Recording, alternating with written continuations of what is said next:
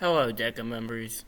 Welcome to another episode of the Competitive Excellence Series. Today, we will be discussing how to create a standout project presentation.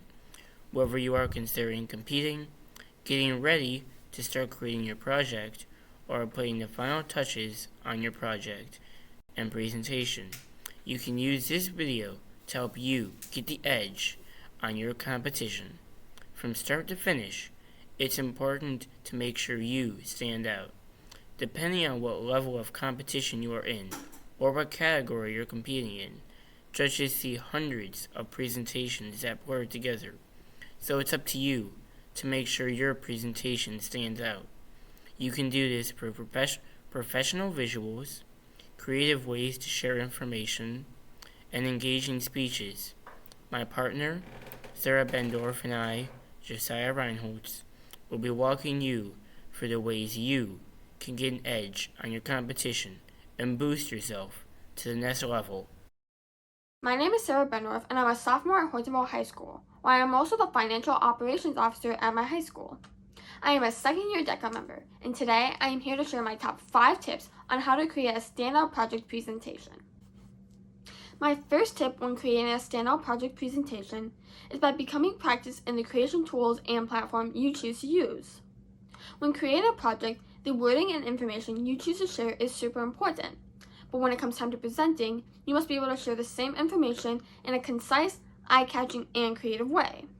One way you can do this is by creating effective visuals that showcase all the information you want to share. As for me, I was able to use PowerPoint, and I was able to take an Office for the 21st Century class that helped me learn how to create visuals with PowerPoint. While you may not have a class specific to the creation tool you choose to use, you can reach out to advisors, teachers, friends, past competitors, or use this amazing resource called YouTube in order to learn how to best use your platform. The second tip that I have to share with you today is watching out for cohesive styles and colors.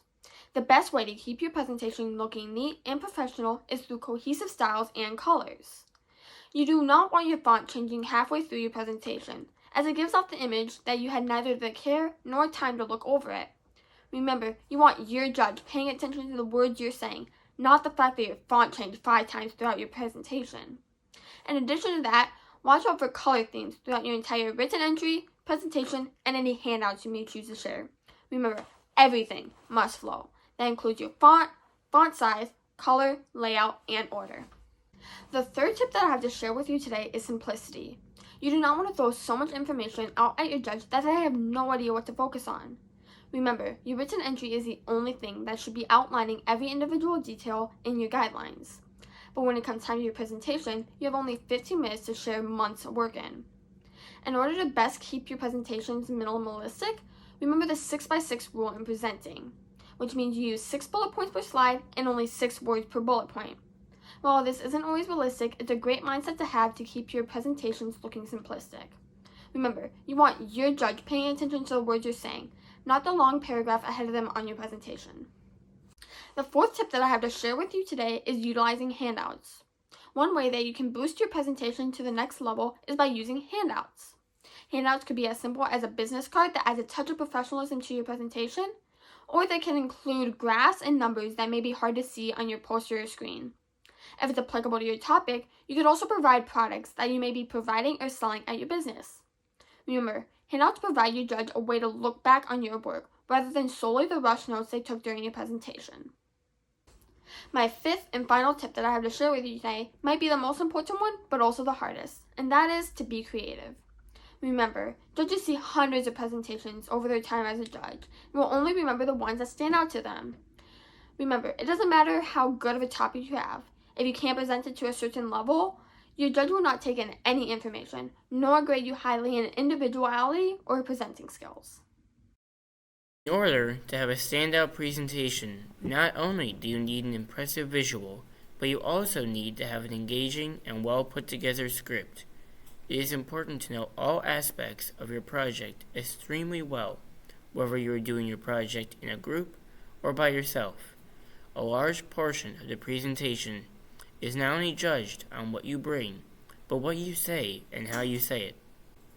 When you are presenting, you want to make sure that you make a professional first impression, and the first thing the judges will see is how you dress. For men, wear dress shoes, slacks, and a suit or a dress shirt. For ladies, wear dress shoes, a dress blouse, and either slacks or a dress skirt. It is okay to wear jewelry, but make sure they are not distracting to you or your judges.